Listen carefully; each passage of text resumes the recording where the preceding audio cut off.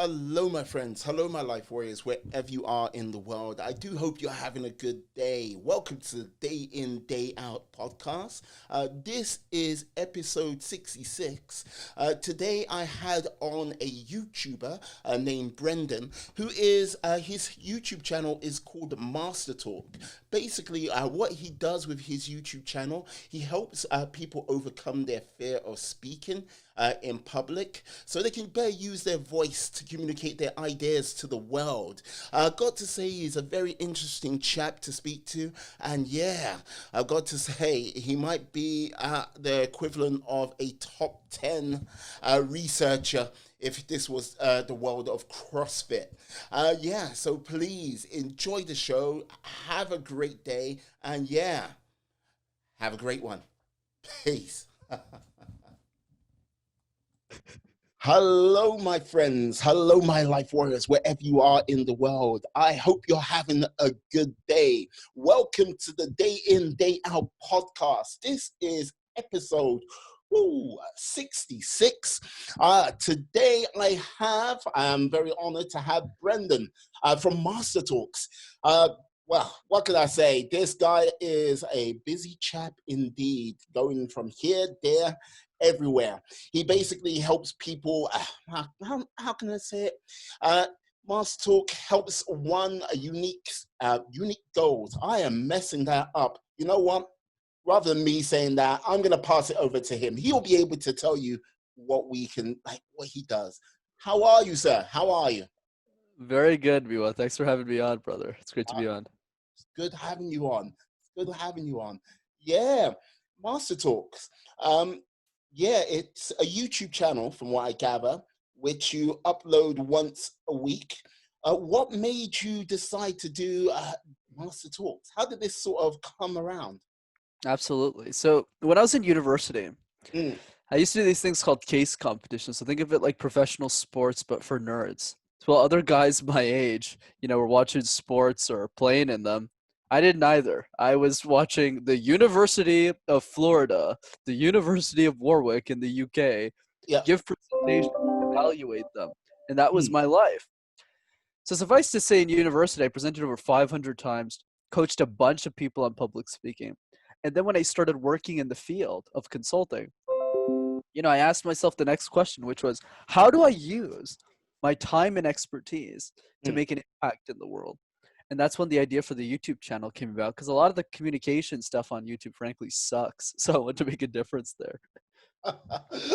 Right. Well, I like there are some people out there which communicate very well, but yes, there is one or two channels, millions of them, which might not hit the mark.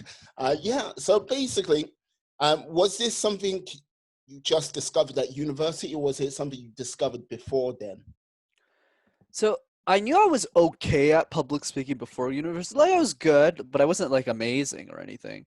But what really helped me refine the craft was definitely in university. So just to give more context here, Mm, there are 8,000 business students at my university, but only 80 people are in this competition program. So we're talking like the top of the top. So when mm, you're up against people who are like really, really good, it pushes you to do better. Good example. It's not the same comparison, but it's like Michael Jordan with the Chicago Bulls, right? yeah. Like if MJ is playing on the team, you got to be better. And I wasn't the MJ. I was like the garbage person who started. So I wanted to get better. I wanted to do better, be better, and it pushed me to be one of the best speakers out there. So yeah, it's definitely case competitions that pushed me to Mm, really challenge myself to do better, because we're up, it's like the business Olympics, so we're up against like 13 other universities and we have to win, and mm. to win you have to speak really well. I see. And like, what was one of the, say, more interesting topics you had to cover out of one of the 500 uh, competitions you were involved in? Yeah, so there's this one competition I did that was like a packaging company. Mm, So basically what they asked, and this was the challenge, is that in Europe, let's say you buy cream, like shelf stable cream, that's what they call it. So mhm, let's say you like cream in your coffee. But the issue is in Canada and the US, nobody buys their cream shelf stable.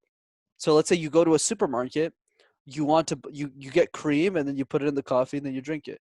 Mm. But in Canada, we only buy refrigerated cream. So the Okay. challenge of the case was, how do we sell cream that's on the shelf that's just as good to Canadians who don't want to buy that? So it's a very difficult case because you have to convince a Canadian to say, I know you're used to buying cream in the Yeah. fridge, but you want to buy it on the table. Because when you're Canadian, you look at it, you're like, ew, that's gross. That cream is like expired and stuff. So really hard case. And we presented that directly to the president of the company. And I was like 19 years old at the time or something. So it was very nerve wracking, but it was a lot of fun. Right. So what did you say to sort of like push forward your argument? Come on now. Yeah. Yeah, so the way that we did this, so we had this weird idea. We just said put hockey on the packaging. Because if you put hockey on the packaging, it Yeah. reminds you of winter. So it makes Canadians think that, oh, like this is actually cold, right? But the reason we flopped, once again, I'm not perfect. The reason we flopped was because the mom usually makes the buying decision in the household. And the mom Ah, doesn't care about hockey. But it was a good idea. It's just, like, it was creative, but it doesn't work because it doesn't appeal to the mom. So we flunked. But we still got third place. But it was it was interesting. Interesting thing for a 19-year-old to do, right? Presenting to the president of the company who was like 50. well, like, you know what, that like presenting, like doing presentations at the age of 19, like that sets you up hugely for the sort of outside world because you think about the amount of positions which rely on presentations. And let's just say there are times where you see death by PowerPoint, or you get put into this presentation and you have no idea what's going on, and neither does the person who's actually given the presentation, has no clue about what they're saying. Yeah, so yeah, that must have been set you up quite nicely for the future, I've got to imagine. No, it's definitely helped. And the reason why a lot of these people do these, because I'm sure a lot of people are wondering, why would anyone put them through this torture? Like, it's just crazy. Like, you're presenting and doing all this stuff. Yeah. The reason why is because most of the people who compete in competitions end up getting the top jobs out of business school. So think about bankers on Wall Street. Think Mm. about consultants at McKinsey and all of these other consulting companies. Think about working at a big four accounting firm. Even if the audience might not know all these jobs, most of the people who get their jobs do competitions. So I initially competed for that reason. Because if I could speak to senior vice presidents as a 20-year-old, they also sponsor the competitions to get talent. So Mm. most of my friends, when we graduated, we had like 3 job offers and we just picked the company we wanted. Nice, nice. So like with that, was that the first, excuse me, when you were 19 and you did that presentation, was that just for the first year of like a university? Was that the sort of pinnacle of it all? Or like, you know what I mean? You battled through several fights here, there, and everywhere, and then it was like the final boss level, and there you were. Or was there sort of other sort of competitions on the way which you found either challenging, interesting, or yeah, just like, Yeah, absolutely. No one actually asked me this type of question, so I like that. But I think the idea is, so at the beginning, so that was a really difficult case. I did that in my first semester of university, where I presented directly to the president. I was just like, oh, geez, this is going to be interesting. yeah, But the biggest competition that pushed me the most was a competition called JDC Central. So once again, I'll give context here because most people just won't believe this is a thing. okay, So people in Canada, okay, 13 different universities, we take a bus, 500 people, we all take a bus to one of the universities we host. So let's say it's in Toronto or something. It's in like a yeah, city. And then in Toronto, all of these 500 people gather and it's a huge competition against all of them. But it's not just academics, which is the cases that we're talking about right now. There's mm, also a sports team, there's a debate team, there's a charity team. And out of all of that, based on the combination of all of the points, the university is crowned the champion of that competition. So we would spend months preparing for that competition, and we would hire for that competition 8 months in advance. So just to give you an idea, mm, let's say it's April 2020. Okay, just to use this year as an example. okay, Recruitment starts for next year's teams. And that goes through like a 4-month hiring process where 400 people apply to join the program, and 80 people get in. So we turn down 80% of the people, and 20% of the people get in. And then from that 20, we handpick the best people to go to JDC Central. And then from there, in September, there was a whole university class dedicated just for cases. So you have a teacher who only does cases, and it counts as credits for a university. And if you win at the competition, you get an automatic A+. That's how it works. Yeah, it's crazy. So then within that class was like 24, 28 people, and we all practiced together for 4 months. That doesn't just mean once a week. It's cute. Christmas, you don't get to see your family. Oh, New Year's God. Eve, forget it. Like, Yeah. it's done. Literally in the interview, if you go, yeah, I'm planning on taking holidays, we just look at you and go, yeah, you're not a part of this. It's literally like professional sports. You go, you want to see your family on Christmas? Get out of here. Yeah, don't compete with us. And the reason we were so strict was because the competition. Okay, you could see your family for like 1 day, but you couldn't go for like 2 weeks on vacation. That's like, hi, bye. Yeah, literally. Hi, get back to work. The last 3 Christmases before I graduated, I was at university. I wasn't with my family, but that's because I don't celebrate Christmas, so I had an easy time there. But you get the idea. Yeah. No. So the reason was because the competition was the first week of January. So on December 25th, you're 12 days away from the competition that you spent. It's like going to the Olympics for 4 years. You trained for 4 years, and then a week before, you're like, oh, I'm going to take the last month off. Like, get out of here. Are you kidding me? So it was easy for us because we would tell people in the final round, we would go, this is the expectation of the program. Do you want it? And if we see them, because I recruited the students one of the years, if we see them go, oh, I'm not sure, automatically out. I don't care if you get an A on the case. You just don't have what it takes. So those were the competition that pushed us the most because we put in so much effort, way more than all the other universities. Like most universities probably practiced 5 cases, 7 cases. Each team in our delegation, 25 minimum. And these are not like just, oh, let's present for 20 minutes. No, it's we crack a case for 3 hours.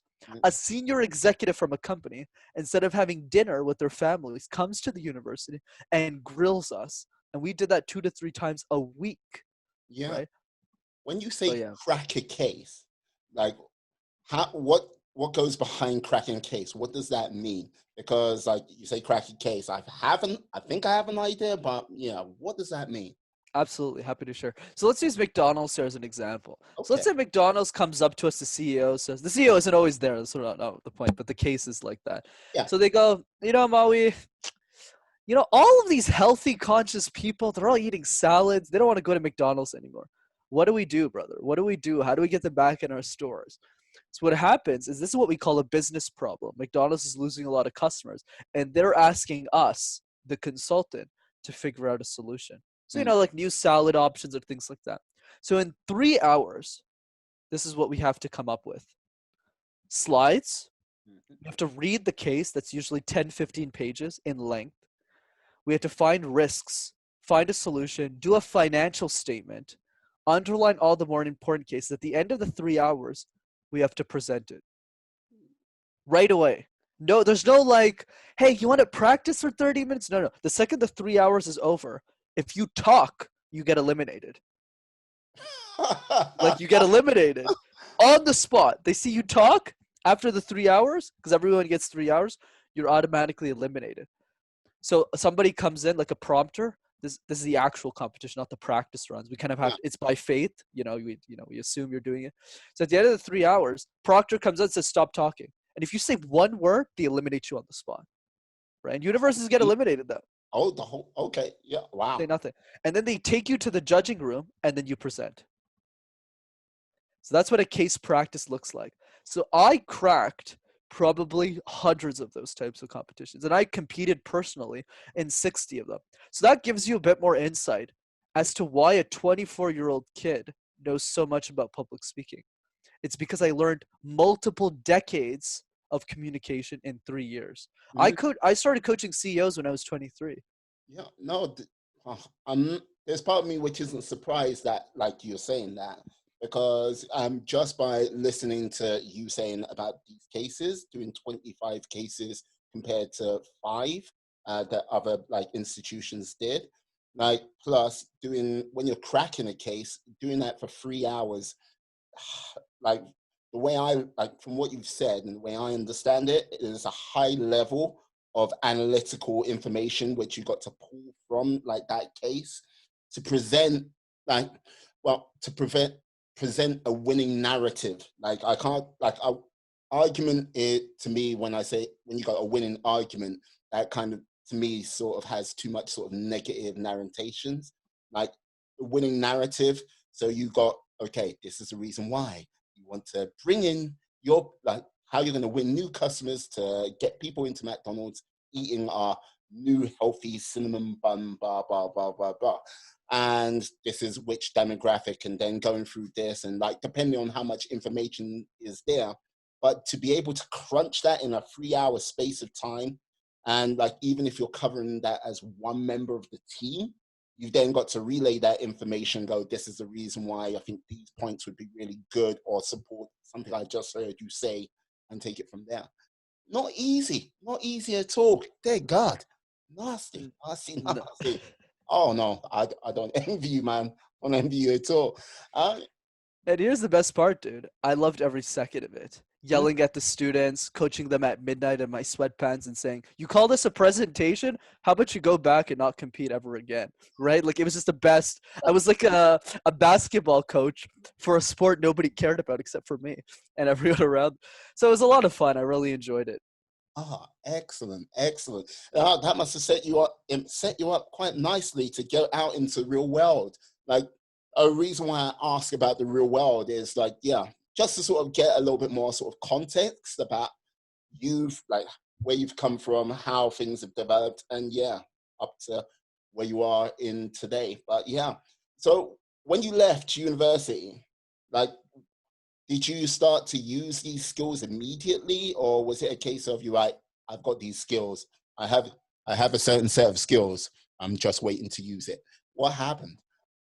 You got it. So you're right. Exactly. I started using them immediately. So what most case competitors end up doing is they either start working as a banker on Wall Street, in those types of jobs. Hmm. So those are like 100-hour work weeks, right? That's why they like hiring the case competition kids, because that's what we do, right? We just work that way anyways. And the other part of it was to be a consultant. So this is at companies like McKinsey, BCG, Bain, IBM, and things like that. So I was fortunate that I ended up getting an offer at IBM to work in their consulting division. And I was one of the few, and this is what case competition does for you. I was one of the few people who got hired with only a bachelor's. So I was the youngest consultant there, right? And I still work there. I love my job there. But the advantage that it gives you is I can talk as if I'm a senior executive. So when I was in my interview rounds and I was asking them questions, they would be shocked because there's this kid who's asking about the business and how it runs because I understood the business because I just did so many cases. Mm. So what happens with a lot of these case competition delegates is once they go into the real world, they're just productivity machines because we know because to save time in the case, we need to know all the Excel spread like shortcuts, like Control Alt down to move the rows in this way, like slides. A lot of my colleagues, like a lot of my case comp friends, do slides without a mouse. They just do this. It's crazy. I can't do that. I'm not that good. But they make slides without a mouse. It's insane. Like they're just like and because it's all shortcuts. Yeah. And I'm like, what in the world? So obviously we're 10 times more productive than the person who just graduated with the degree. So we get promoted way faster. And here's the secret, by the way.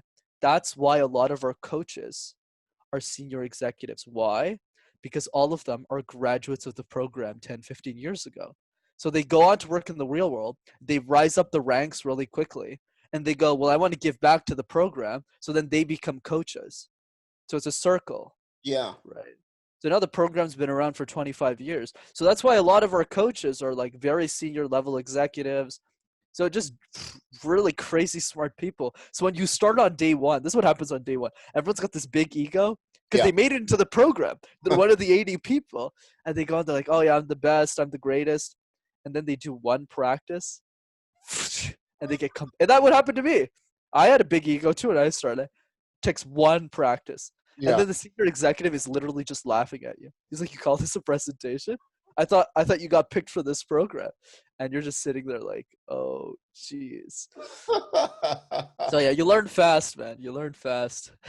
Oh man, oh man! Like this is a thing that no, sounds brutal, but it sounds like to me it set you up tremendously for your next stage because damn, whew, I would no, I, myself I know I would be like yeah no, it's time for me to go to bed. I need a rest. I Yeah, that can't be doesn't doing work with us. I yeah. rest now. My life's a lot easier these days because I sleep 8 hours a day. Back in the day, 8 hours, forget it. Forget it. I was coaching all of the teams, uh, right? So I was just no, I was living at school practically. So you would say your life is infinitely easier being in the realms of IBM. Oh yeah. Oh yeah. Like the work is like for example, I was working Sunday night yesterday to pass an exam, right? And I only studied for 2 days. Most people study for like 2, 3 weeks for that exam. I just looked at the book, memorized everything because of case. You're just like really fast, and you go into the exam, you're like pass, done, and then you're just like, and then you go back to these interviews and stuff. It's not a, yeah. Yeah, yes, I know, I know. uh, so you would definitely recommend if anyone like do case and it will help set like if you manage to get through the whole program, it will set you up for a myriad of things down the line. Uh, Absolutely. And one thing, you're based in the UK, right? yes, I Are am. you? Yeah, Yeah, so there's a lot of universities in the UK that also have case. One example is the University of Warwick that I've had the chance of competing against and meeting, yeah. and they have an amazing case program. So I think it's about picking, and it's very international. You got schools in Germany, Singapore, all that stuff that fly out to different competitions. So definitely, there's definitely if you're in business school and that's what you want to do, highly recommend it. It's that case experience Yeah. is worth 10 times, if not 100 times, not even exaggerating the number, than my degree. Mm, 100%. excellent. No, I'm loving that. Like because this is the thing. When you hear when I hear what you're talking about case, I think, oh, the debate team, but it's a lot deeper than that. No, but that's what like if you explained it to like just some everyday person about you're talking about the debate team, and you're like, no, it's more complicated than that because you got to go deeper and you got to do this, and like there will be some people which might get lost with it and go, okay, so it's not like the debate team. No, forget the debate team. It's something different. But yeah, but this is the thing: learning all of this and basically to like putting that into practice it's one of those things where you went, yeah, I wasn't in like I've got my position and I didn't go to business school because like much of that would be a case of people going into doing an MBA. Then once they've got their MBA, then they most probably be doing your position as a higher consultant and stuff like this. But it helped you skip all of that um, because you were doing quite an intensive period of like study, research, and picking up techniques which like is setting you up now nicely to like tackle the world of YouTube as well. Yeah, why YouTube? Why? It's interesting that you set that context pretty well. I like how you kind of built it up to that. So it's interesting that you say that because in my life, Hmm, if you would ask me, not like 10 years ago, like 2, 3 years ago, maybe, if hmm, you would ask me what I wanted, I would have responded youngest senior partner at McKinsey or IBM or things like that. That's all I wanted. I want to be senior level executive, make yeah, $500,000 a year, and just live my life. Why? Because I grew up in poverty and I wanted to give my mother a great opportunity. And I loved working with really smart people. That's all I wanted. Right. And I got what I wanted, right? I got that job. yeah, Right. So I was set up really well and I still am set up really well because I'll be a senior consultant at 25 and I can go after partner. For those who don't know what partner is, think of Suits, like the show. oh So yeah, Harvey Specter, right, who's the main character of the show, he's a partner at a law firm. So how that structure works is not only is he the one of the senior executives there, but he takes a profit from all of the services that they sell. hmm, That's why Harvey Specter is so rich in the show. So for me, that was my path. Maui. That was what I was going to do. I was like, okay, I'm going to be a partner by 29, 30. And then, just enjoy the high life, be in the top 1% of all income owners and just live my life. And that still would have happened if we just rewinded the tape 30 years. So if I was born 30 years ago, that's Yeah. exactly what I would have done. Mm. But because of the time that I lived in, because of the nature of the world that it is today, I got really lucky. And the idea for MasterTalk came at the right place at the right time. So here's what happened. I was in my last year of university. This is after I'd, won countless competition, coached a bunch of people. But there's one question that kept coming up in those 3 years. The question was, how did you learn how to speak, Brenden? How are you so good at, how are you doing this? And the honest truth was Yeah. I didn't know. I didn't have money to afford a speech coach. I never did Toastmasters. I just was so obsessed with, but I could never explain it. So John would come up to me, Julie, Mm. everybody would always ask me, how'd you learn how to speak? Do you use resources? But in my head, I would always say, why do you need resources? Isn't communication like the easiest thing in the world? But after the 10th person came up to me, I said, oh, okay, that's interesting. So anyways, I ended up getting the job at IBM. So I had a couple of months before I started working. Yeah.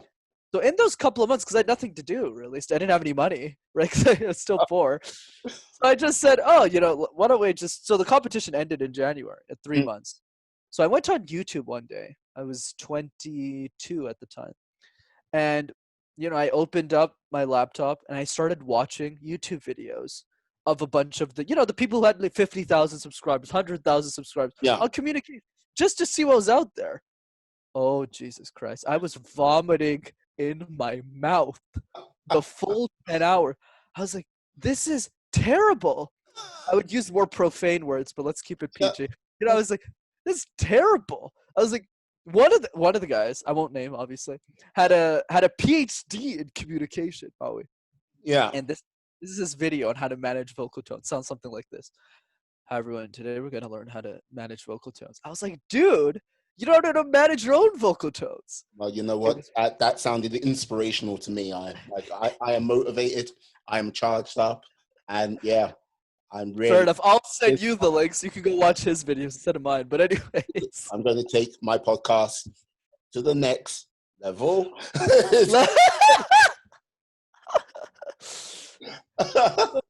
You're very good at facilitating conversation. But anyways. So I spent the day, and frankly, I was just frustrated. I was like, this is terrible. Someone should do something about it. And then I never thought of it. I was like, I'm going to start IBM in 3 months. I don't care. Yeah. But a couple of days went by, and I started thinking about it, and I was like, why don't I just make videos? And I was like, I mean, like, no, that's a dumb idea. I'm going to be like a senior executive. I don't want to risk anything. I don't want to risk my bread. But after a couple of days, I just said, what the heck? So I went in my basement, my mother's basement more specifically for everyone on record, took out my phone, Mm. no lighting, put it on those little Twinkie things, bought for like $30. Once again, no money, people. Put it in front, and I just recorded my first video, and it was horrible. And it's still up for people if they want to see it. It's horrible. It was just like, yeah, my name's Brenden, and blah, blah, blah. And then, to keep myself busy before I started working, I just kept making one every week. Mm. Then after like 3 months or something, I had 10 subscribers. Like nobody. It's a stupid idea, right? Frankly. But what happened was a lot of the people that I knew in my competitions kept coming up to me and said, hey, Brett, I've been watching those videos of yours. I go, really? What? I thought it was a joke, honestly. Yeah. I was like, watching this video. And then one of the girls goes, no, this is actually really useful. I've never heard of any of these tips before. That's when it clicked. But even when it clicked, I still was like, come on. Me, a YouTuber? Is this a joke? I'm supposed to be a senior level executive and go mint a bunch of money and go live a life. But what happened when I started working, and I still love my job. I'm one of the few people who really loves working at IBM. But the thing what happened with me was I just asked myself the following question. Do I just want to be a partner and die? Is that all I want to do? And I just asked myself the hard questions. And then after a couple of months of doing MasterTalk, because I just kept posting every week, Yeah. well, naturally, I just kept getting better on camera. And after 8 months, I was really good on camera. And then I just said, oh, I think I have a mission here. And that's when MasterTalk turned into, calling and all that stuff. But it didn't start that way. Mm. And then I started, then I went professional. I never looked back. Yeah, like this is the thing. One of the things I like about what you're saying there, like you you had the idea and you thought, come on now, what am I doing? But the Yeah. whole thing, I think what stops a lot of people is they have the idea, but they don't actually take any action upon that idea. And look, Right. no one, like anyone who wants to like step into something new and think, ah, yes, I shall be perfect, I shall be amazing, like, look at me, I'm the best of the best of the best. No, it doesn't work like that. And like, you know what I mean, you started with your phone, a $30 tripod more than likely, and then you even said it yourself, you most really would say it right now, you go, yeah, it wasn't good, I sucked. But you continued, you carried on, and now you've got God knows how many videos you've got up and running right now. And you're like, you back, like, you've got over 38,000 views at this present time on your YouTube channel, which, let's just say, when you started it, you were like, going, if 10 people showed up, I'd be happy with that. You know what I mean? And you're adding real value. Because one of the things also I would say is when people talk about communication, everyone assumes communication is easy to do because we talk every day and we have conversations and everything like that. But let's just say many of our conversations are nothing but smoke and fluff. And if you're trying to convey some important information, that's not an easy thing. Trying to sort of captivate and keep someone's attention, knowing when to speak, knowing when to stop, knowing when to sort of bring emphasis to a sentence. Yeah, you know better than I. You know what I mean? No, absolutely. And I think the idea was I think one thing that you mentioned I really liked was this whole idea of having a bias for action. Mm, So what was the difference between me and every other consultant who decided not to do a side hustle, who just decided to stick to the norm and do the job? mm.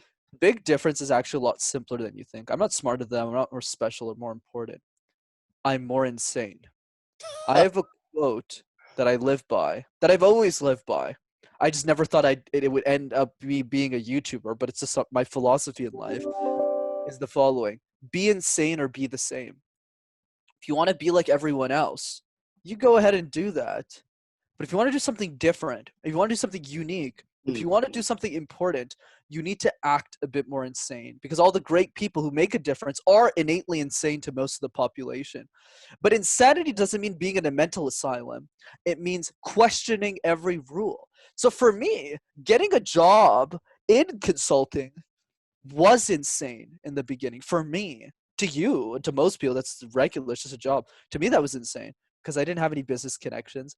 I mhm. had an oversized suit from Sears, that bankrupt company now, that I paid $100 for, that I used at my prom. I knew nobody in the business world. I thought Price Waterhouse Coopers, which is a huge accounting firm, very prestigious company that I had the opportunity of interning at, I thought it was a water bottling company. I had no idea. What I came in my first information session in sweatpants. Everyone else was in suits, and I just walked in. And I was like, "Oh, this is not. This is they don't sell water bottles here." You're just like, You're like, "Do oh, you have any sample water bottles for me?" The chick is like, "What are but you?" you have come to the wrong place, sir. Please Yes. exit. It's like, that's right. Okay. So, so I was like one of those drunks in the back, except I wasn't drunk, just lost, really. But anyways, that's the thing. So to me, getting a job at Price Waterhouse was like, Mm, oh my god. So when I got my internship there, my first job that I got, I was like, wow, like I can't believe this. And then after getting a job at IBM or McKinsey, all these companies was insane. 1 in 100 people get a job there. How is that going to be me? mm, And then I got the job. And now it's being a YouTuber. So how do I make that shift? The shift is simple. Every point of my life that's always stayed consistent is I've always challenged and I always ask myself the hard questions about life that nobody else is willing to ask. I'll give you an example. Super simple that I guarantee you nobody who's listening has thought of. Why are we saving up for retirement at 65 if Steve Jobs died at 56? How does that make any sense? Kobe Bryant died at 41. Mm. Nobody has even pondered that simple question. Or another one I can give you. If you had all the money in the world, how would you spend your time? Dude, so many people answer, I would travel. And then I would say, okay, smart, whatever. I don't want to cuss too much, but it's, smart, whatever. What are Mm. you going to do? Travel for 40 years and then die? And they're going to say, well, no. And I say, exactly. So then what do you do? What time are you waking up? Who are you waking up with? Are you waking up with anybody? Is there a dog in the house? Are you even in a house? Are you changing countries? Nobody asks themselves these questions. They stay on the line. Mm. Whereas me, and that's the only habit that matters. I get that question a lot. Oh, should I like exercise more? Let's move the exercise for a second. Let's forget about the yoga. Let's forget about the yogurt for like 2 minutes, and let's focus on the following exercise. Two in particular. One is write your own funeral speech. Nobody does that, Mm. right? If you write your own eulogy, it'll give you a lot more clarity on what you want to do with the rest of your time. And number two is spend 10 minutes a day asking yourself a hard question. Why am I here? What am I doing this for? Who am I trying to protect? What do I actually stand for? Because I asked all those questions, I was able to pull myself out of the matrix and said, this IBM thing is great. I love my job and I would stay there my whole life, honest to God. But I think I meant to do better things in life than just work. Mm. Mm. Yeah, no, loving that. Like, I remember watching a story about Warren Buffett. Warren Buffett, he has a private plane and a pilot of him who's been with him for years. And Warren Buffett one day turns to him and goes, "You've been with me. You've seen what I've done and everything like this. How comes you're not out there doing your own thing and like you know what I mean, seeking out your own goals and like making it happen?" He goes, "No, I like what I'm doing and everything like this." And it's like, "Yeah, I'm fine." He goes, "Like, is there anything you want to do?" Like, goes, "There's one or two things." He goes, "Okay, draw up a list of 20 things you want to achieve in your lifetime." And like, guy draws up a list of 20 things and it's like, "Okay, great. Circle the five most important things." So he circles the five most important things. And then like basically he goes, "Oh, okay, so what you gonna do?" And the pilot goes, "Yeah, I'm going to like put in a little bit more effort on the five things like what's really important to me and everything like this." And Warren Buffett goes, "No, wrong. What you're going to do is you're going to take those five things, put them on the separate list. The other 15, you're going to put on your bye-bye list because none of those other 15 things are important. The five things on that list are, and you put all your time, focus, and energy on those five and make that happen and forget about the other 15." And like, yeah, very much along the lines you're talking about, but yeah, I think people need to sometimes have that sort of real focus and like sort of real sort of accountability to what they want to do and achieve in this world. And which, let's just say, if it was easy, if it could just happen with a snap of the fingers, everyone would damn well do it. Because I would snap a couple of times, but the truth of the simple fact of the matter is it's not. It's painful. It puts you into a realm of discomfort. And like, yeah, trying to maintain focus on all of that is hard. It's quite taxing. You're just like, yeah, because like this is the thing. Looking at yourself, working as a consultant for IBM, that is you might have 8 hours sleep each night, which you're quite grateful for, but like the whole point is it's still a long hard day and sometimes it'll bleed over into the weekend. And this is the thing with YouTube as well. As much as people like go, "Oh yeah, it's just you put up a video, it's you da la la la, you just record your video and you upload it and there it goes." No one talks about the thumbnails. No one talks about the keyword research. No one talks about the research of like doing everything like this. It is quite time consuming. So how do you bring that sort of balance of you being a consultant and yeah, with your like side hustle? How do you do that? The answer is there is no balance, right? So in the sense of back to what you were saying about, focusing on those five things. So I Yeah. can give a very concrete example with me, right? So people really understand how unconventional I really am. I'm literally having this conversation with you on the mattress that I sleep on in my mother's basement. I'm the only six-figure earner you'll ever meet in your life that still lives with his mother and will probably live with his mom until he's like 30, that doesn't own a car. All of the things I've just mentioned. I also love karaokeing in 8 different languages and dancing in my basement, all that stuff. Yeah. Why does all of that matter for this conversation? It matters because it gives you an idea on what my priority actually is. I only care about MasterTalk and my family Mm-hmm. and friends, put that all in the same bucket. Family, MasterTalk. That's it. That's all I care about. That's all I want. People like to go to the park. People like to do all this. That's great. Be happy. I want to do something great, right? That's what I want to do. So instead of going to another house and renting out for money I don't need to spend, I can use all of that money, spend it all on my production, get on more shows, do a bunch of more stuff, invest in better equipment, and do whatever it takes to make it work. That you only get to that place in your life once you ask yourself the hard questions. Because if you don't question anything, you'll just be normal, right? And if you just be normal, you'll never come to a situation like this. I don't buy gifts for anybody. I don't spend any money where I don't need to because I save every little morsel to make this thing work. But if you don't know what to prioritize, you're just going to do what everyone else is doing. Oh, Yeah. are people spending $1,000 on Christmas? I'm going to do the same thing. So going back to prioritization, sure, you're right. I mean, I work a lot less than I used to. I sleep 8 hours a day now, but I definitely work the other 16. But I still work a good, 70, 80, 90 hours a week if you add the two together. But I love it. I love every second. That's what I want to do. The thing that would hurt me the most, man, is if I died and all of the information I had to share never got shared. Mm-hmm. And the interesting thing, that opportunity that I have that I need to exploit before I get married, before I have kids, before I enter that stage of my life, is I have an opportunity that Dale Carnegie didn't. Dale was a smart guy. He was born in the wrong time period of history. That's why we only have a book. We don't know how he spoke. We don't know what he sounded like. We barely even have a picture. I don't think we do. Whatever, right? We don't even know.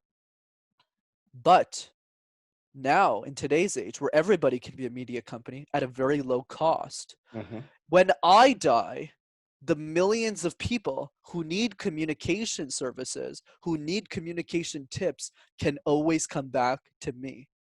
Because I'm the only speech coach in the industry who's democratizing all of the information for the people who can't afford me. So that mission is so important to me.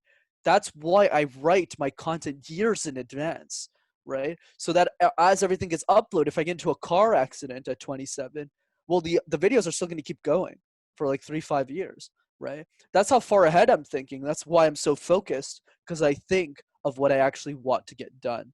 And for you, that not you specifically, the people are listening, that priority could be, well, Brenden, I want to spend 3 days with my family every week. Good. So my question to you is, why are you only spending one?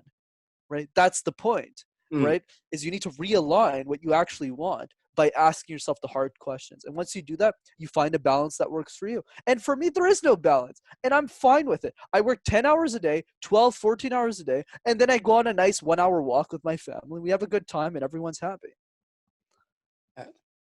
Excellent. Excellent. So you say you recorded years in advance. So what was that process like? Was it a case of you just went, okay, I've got January where I'm not doing anything, and you just took the whole of January and you just recorded like a madman? Or how do you, what is the process behind that?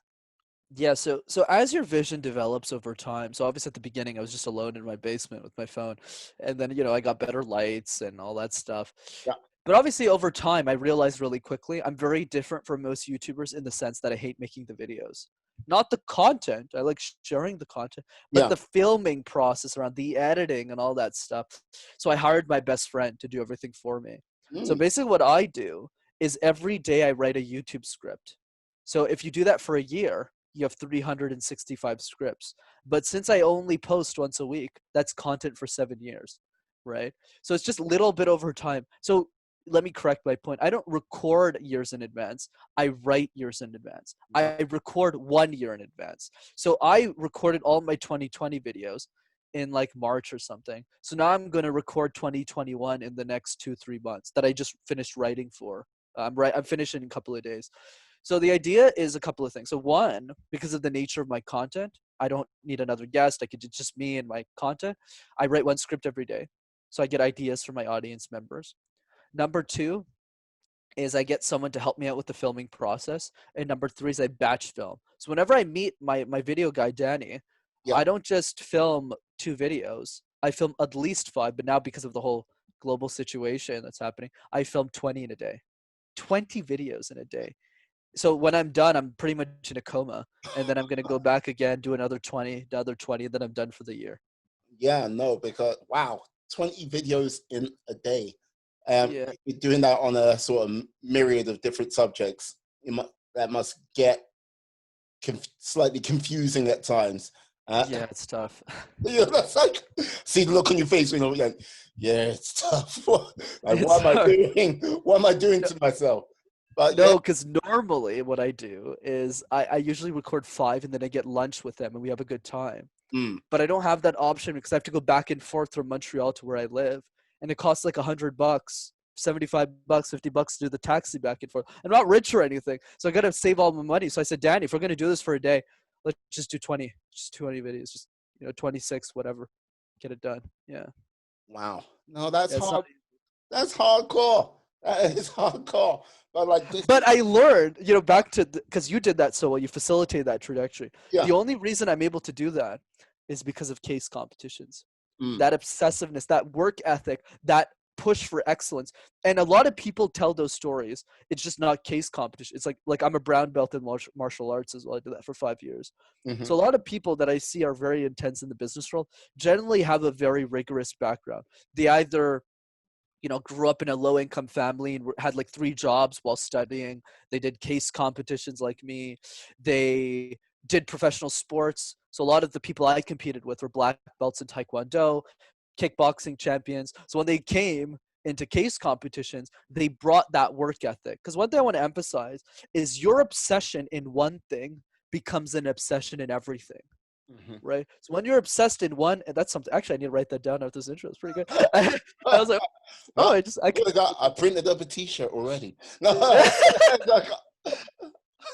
So yeah, but it's very true. So I was super obsessed with case comp. I was like, we need to destroy the schools. We need to win. We need to be the best.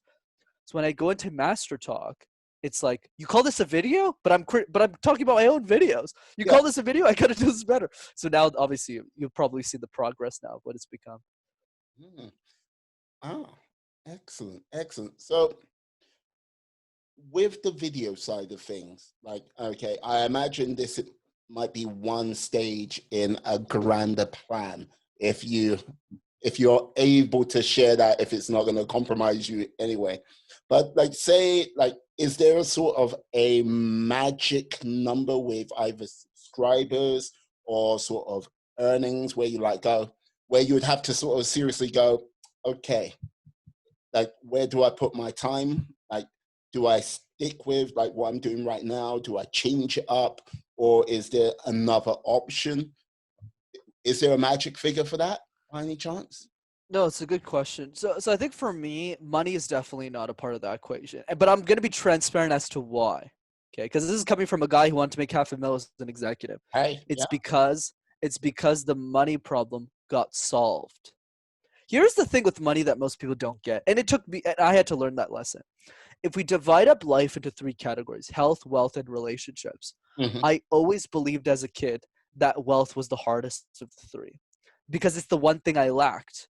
I was like, oh, I could get a girlfriend sometimes, it's gonna be easy, health, I just, exercise, eat some avocados and stuff. But this wealth thing, how do I like find a high paying job? I don't know anybody. I don't have the skills. But after you get the job, you put in the hours I do, you go to the right university, you get the right job, or you do something else, you become a plumber, whatever, high paying job, whatever floats your boat. The second you get your first paycheck, if you ask yourself the right question, if you don't get stuck in the rat race of spending more money, Yeah, you'll realize very quickly, like I did, that money is just a tool. right? But most people don't actually like. I don't expect anybody to believe me until they have the money, right? I just want to add that as a caveat. Mm, So what happened after, I was like, okay, well, at this point, I can make the money I want to make if I just stay at this job. So for me, Master Talk is about being the biggest channel on YouTube on public speaking. Why? Not for ego, not for status.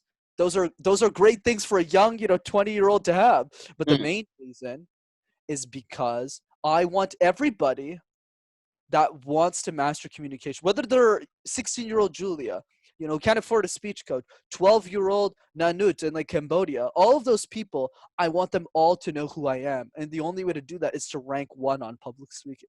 Because by ranking one, like Charisma on Command has done with Charlie Hooper's work, amazing YouTube channel with millions of subscribers. When you rank one on Charisma, you're the person that people come to. Not for paid service. Obviously, I've had success in that realm too, but yeah. because that's the thing I'm going to click on, right? So that's the future for me. And so that's why I do a lot of small podcast shows. I could spend the same hour and make like $500 an hour with the clients that I'm serving. But I do this because I would rather reinvest that time for 10 people who can't afford me, who listen to this and go, hey, actually I have a cupcake recipe I want to share to people. Maybe Brendan's got some videos for me, right? Hmm. That's what I care about. And the long tail, the money will come, right? And the money is coming from IBM, so I don't really mind. So that's the long tail for me, is to be hopefully a bigger name than Dale was at his time. Mm. I have a sense you might be setting up your own Toastmasters or doing some version of the whole case study competition yourself. I have this vibe. I might be wrong, but you know what I mean? I won't actually. I actually, it's great that you asked. I'll say that because I like your curiosity. I won't do that actually because it's not scalable, Okay. right? So if you look at so this is a good point that you brought up. Depends how many lives you want to impact. So Mm, I personally love Toastmasters. I'm a member myself, and I recommend anybody who can't afford a speech coach, which is most people, to go to Toastmasters because it's like $80 for 6 months. But the thing that I like about Toastmasters is because the structure already exists, I see myself as a complement to them. So the issue at Toastmasters is they don't have access to the best speech coaches in the world because mhm, those people coach CEOs. Whereas since I do that as well, but since I share all of the secrets for free, there's no like email opt-in or nothing. It's mhm, just the videos are there. What Toastmaster clubs can do, and I guess speak at a lot of them, is they take the videos and they bring it back into their own clubs. So that way the tips get reapplied into the club. Everyone becomes better evaluators, and the quality of the people in that club increase. So that's the way that I see myself as a plug-in to mm. the structure because I want to impact every human being who speaks English and wants to master communication, which is probably the millions. So I don't have time to build that kind of structure to answer your question there. But I love the curiosity. Hey, always got to be curious, my friend. I Always got love to it. be curious. Like, so yeah. So the future is bright. The YouTube channel is going well. You are you are prepared, ready to go to like the next stage. So like, what do you do to sort of unwind, chill, relax? Because look, you're doing like you're taking on two heavy tasks here. So what's the sort of thing you're like? Okay, this is what I need to do. Kick back.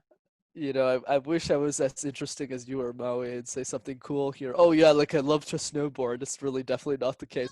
So for me, what I do to unwind is I mostly read books and podcasts. I always want to be learning. I know this sounds crazy, but like it's just the way that I am. I just like but another thing I like to do is I love attending events. Like I fly out to a lot of conferences to meet really cool people. Mhm, So for me, my favorite pastime is having dinner with interesting people. That's what I like to do. I'm not like big on like Netflix or like mhm, all that stuff. Not to like crap on that or anything. Like I watch movies if smart people recommend me and tell me there's a lesson to learn from the movie. But most of my unwinding is having deep conversations with people. So if you ever meet me one day and you just keep it high level, it won't be a fun conversation. I'll get right into what are you passionate about? How can I help you? What are your plans? Like you just did with me. So those are the type yeah. of stuff that I like to do. So who would be like the three people from any point in history, uh, fantasy, who you'd have like to have dinner with and have a good conversation? Yeah, I'll do one because I really want to bring spotlight to this person. Okay. Scott Harrison. He's the CEO of Charity Water. He's someone I personally admire. I was on his launch team for his book, read his memoir, and what I like about Scott Harrison and what he's inspired in my life, and I definitely want to have dinner with him, and I plan on doing so in the next couple of years, is the following. He dedicated his whole life, probably most of it, getting people drunk. That's what he did most of his life. He was a nightclub promoter. He was one of the most successful nightclub owners in New York City, I would argue. Had a ridiculous business, Rolex, BMW, Vogue, all that stuff. He was killing in all the cylinders. Then when he turned 30, he had an epiphany. And he said, I need to change my life, right? This is crazy. He looked at himself and he was disgusted by what he was looking at. So that dude, who was a nightclub owner, went from selling bottles of champagne for $500 a pop that he would buy for 50 by creating that club experience Yeah. to philanthropy. So he grew one of the biggest nonprofits in water and sanitation in the world by using a lot of the business acumen, the marketing acumen, the champagne that he would sell. He used that same premium feel with his organization, Charity Water. And what's interesting is that he built this whole organization on a problem that will never affect his generations. Like none of his family will ever be affected by not having water. So I just admired the crap out of him. I think he's a really interesting dude, and I think the way that he's built, he's built the organization through storytelling and branding. It really makes you think like a company like Nike with like 1% of their budget. So it's really admirable what he's done. You become what you I've got to consistently say, practice. Oh, what happened? no, that was like your video quickly. Yeah. I clicked on your channel. I was like, it's like, You're like, oh. I was like, hello. Yeah. No. Like, you definitely need to read the book called Shoe Dogs. Founder of. I did read Shoe Dog. Oh yeah, like that was a trying and testing time. So like, You know what I learned from Shoe Dog? Never to drive a car. That's what I learned. Oh yes, like what was the name of that poor chap who died in the car crash? No, not that. Yeah, but that's Steve Prefontaine. But Yeah. the reason why that was my takeaway from the book for the audience is because Phil Knight's the founder of Nike. Yes. And a lot of these entrepreneur-esque figures are always in their head all the time. So whenever they drive in the book, he talks a lot about how he kept hitting posts when he was driving because he would think all the time about the business. Yeah. That he wouldn't be focused on the road. And I so resonated with that. So I have my license, but I get it. I'll probably just get a taxi or something. Oh yeah, no, I love that book because like teaches you about cash flow being king, and building your team, which ultimately becomes that championship team. That people can come from the weirdest places. Like if you think it's going to come from some cookie cutter place, you'll be mistaken. It's and so it's like, got to say, love that book. But yes, let me just say this. Like, it has been a pleasure having you on today, Brenden. Pleasure. Could you tell people how they can find you out there? Of course. So since we're talking books, I always like to give a book recommendation. So you should check out Thirst by Scott Harrison. It's an excellent read. So check it out. And to reach out to me, I'm not famous like Maui over here. So feel free to send me a message on Instagram. I'm at Master Your Talk. So just message me at Master Your Talk. If you have a question, concern, complaint, I'm open to everything. Don't be shy. And if you want to check out my YouTube videos and learn all of my public speaking tips that we didn't go over today, you should check it out at MasterTalk in one word. Perfect. Brenden, I'd like to say thank you very much for coming on today, sir. It has been a pleasure and an honor.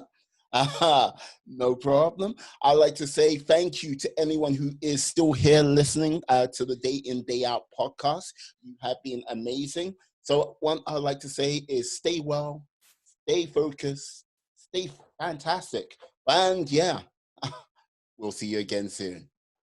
Peace. Hey. And we are...